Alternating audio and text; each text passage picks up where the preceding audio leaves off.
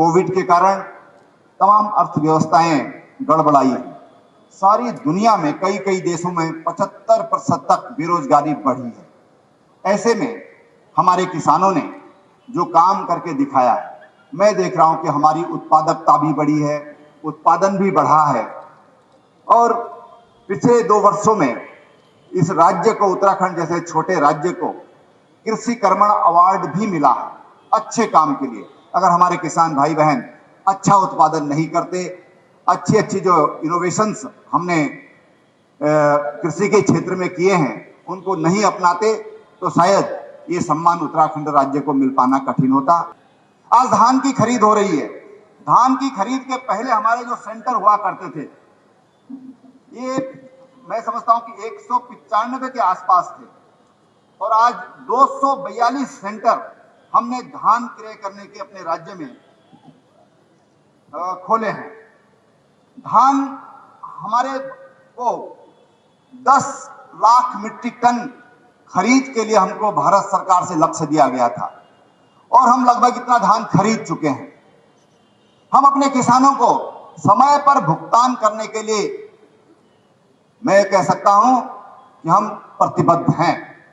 मैं अपने किसानों से आज यहां पर एक वायदा करना चाहता हूं कि उत्तराखंड के किसानों को हम 1 हफ्ते के अंदर अंदर उनका पूरा भुगतान हम 1 हफ्ते के अंदर करने का काम ये आपकी सरकार करेगी। बहनों भाइयों, हमने अपने किसानों के लिए जहां हमने ऋण योजनाएं प्रारंभ की, हमने रिकॉर्ड टाइम में अपने किसानों का जो उत्पाद है उसको भी भुगतान करने का काम हमने किया है।